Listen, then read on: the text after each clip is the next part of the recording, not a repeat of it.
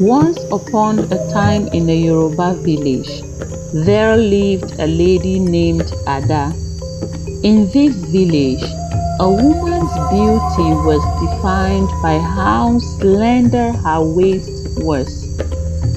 The slender a woman's waist, the more attractive she was considered by the men. Ada was a cheerful child with a normal weight, just like every other girl her age. She played in the field, danced at festivals, and enjoyed her childhood without a care in the world. As Ada grew older, her relationship with food changed. She developed an insatiable appetite, eating large portions of food at every meal. Her family noticed her growing size, but did little to intervene, thinking it was just a phase. However, the phase never ended. By the time she reached adulthood, Ada had become the fattest woman in the village. Her once prominent place in social gatherings faded as her size increased. In a village where beauty was equated to slimness, Ada's weight became a source of ridicule and scorn. Men who once admired her youthful charm now turned their backs on her, whispering cruel remarks about her size. The village women, always conscious of societal standards, distanced themselves from Ada, fearing they might be judged by association. Despite the taunts and isolation, Ada maintained a resilient spirit.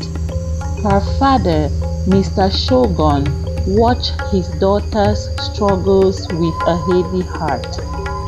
He loved Ada deeply and was pained by the way the villagers treated her.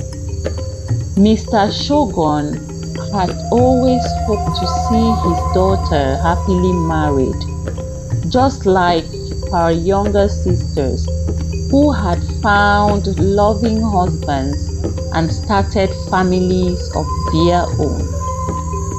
But as the years passed, it seemed that Ada's chances of marriage dwindled.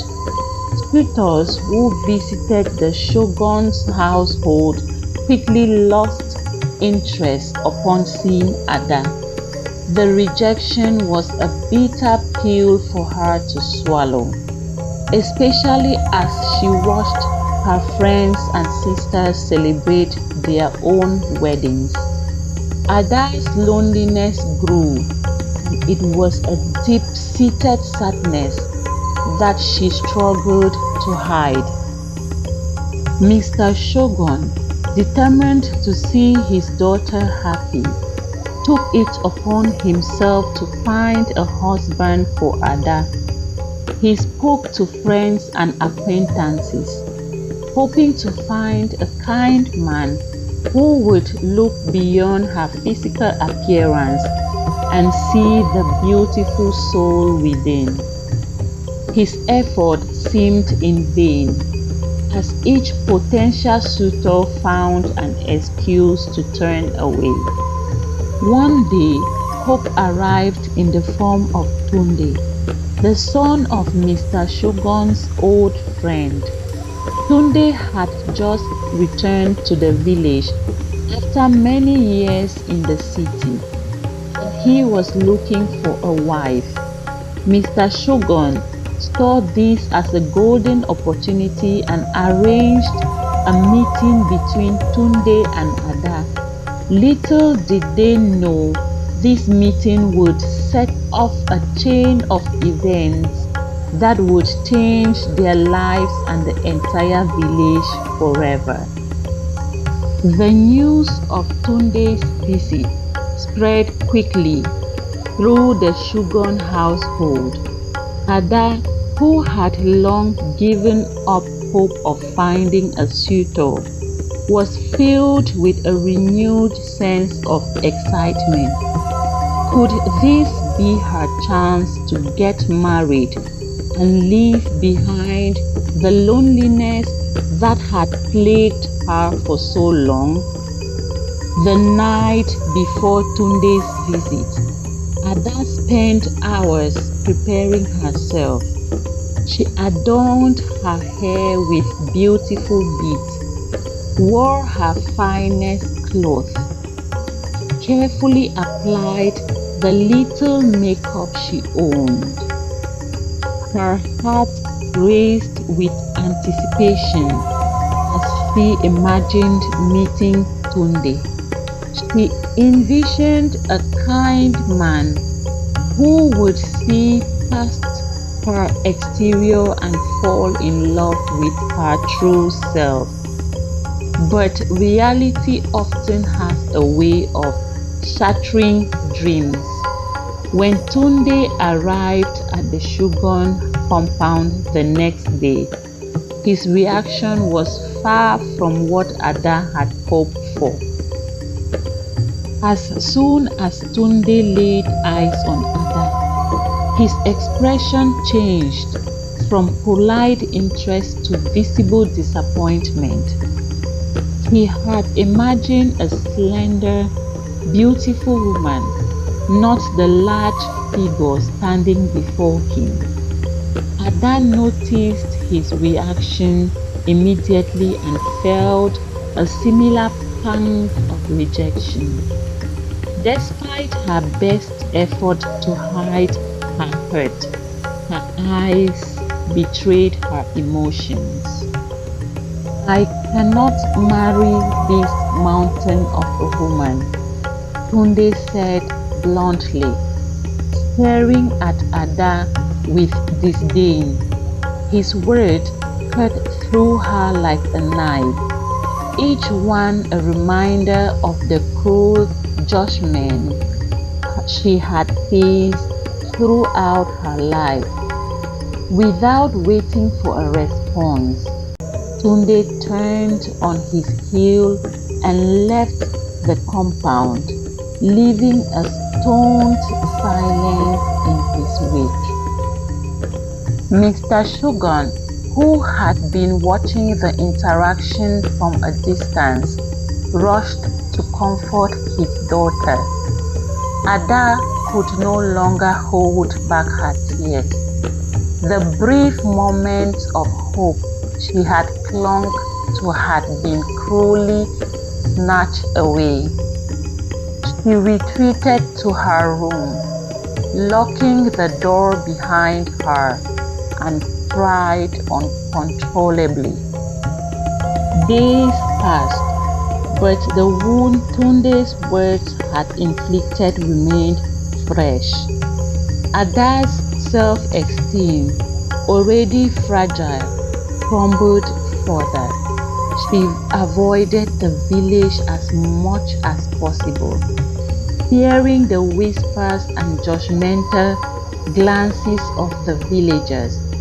Each day felt like an insurmountable challenge, and her father's attempt to console her did little to ease her pain.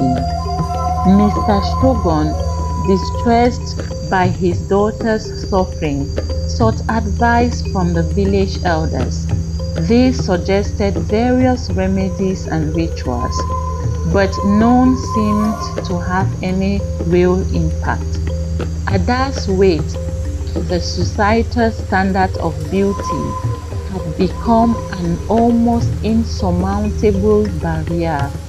As her despair deepened, Ada began to consider taking matters into her own hands. She had heard stories of the river goddess, a mystical being known to grant wishes and offer help to those in need. With nothing left to lose, Ada decided to seek out the river goddess, hoping for a miracle that could change her fate. Determined to find a solution to her problems, Ada set out early one morning towards the river. The path was familiar, yet her purpose this time was different. She moved with a sense of urgency, driven by the hope that the river goddess might be her last chance of salvation. The village was just waking up, and Ada avoided eye contact with everyone she passed. She did not want anyone to question her or try to dissuade her from her mission. As she walked, Ada's mind raced with thoughts and prayers. She had heard tales of river goddess from her grandmother. The goddess was known to appear to those in dire need, offering wisdom and sometimes granting wishes. Ada had never believed in such stories before, but her current desperation left her clinging to any shred of hope. When Ada reached the river edge, she took a deep breath and called out in a loud voice, "Great river goddess, please hear my call and comfort me. I am in dire need of your assistance." She waited, her heart pounding in her chest. The river remained calm, its surface reflecting the early morning sun. Just as Ada began to lose hope, the water started to ripple and churn. She stepped back in awe as an incredible, beautiful woman with shiny blue skin emerged from the water. The woman's presence radiated power and grace. It was the river goddess herself. "What can I do for you, young lady?" the river goddess asked, her voice gentle with commanding. Ada fell to her knees, tears streaming down her face. "Please, great goddess, make me slim and beautiful like other ladies my age," she pledged. "All the men in the village have rejected me because of my body size. All my friends are married, and here I am, still unwanted and alone. Please help me become slim so I can find a husband to marry me. I beg of you." The river goddess regarded Ada with a look of pity and understanding. "My dear, you are beautiful just the way you are. You must learn to love yourself, despite what others may think. However, I will assist you. Before the next market day, you will find a man who will love you, cherish you, and take you as a wife. This I promise." Ada thought about what the river goddess had said. This promise of finally finding a husband was thrilling, but this was not enough for Ada anymore. Her face hardened with hatred and anger. "First," she began, "I want all the men in the village who rejected and humiliated me all these years to suffer. I want them to pay for all the pain they put me through with their cruel words and look of disgust." The river goddess was silent for a moment. Then she simply said, "It is done. Your wish is granted." With those words, the river goddess disappeared back into the water, leaving Ada alone with her thoughts.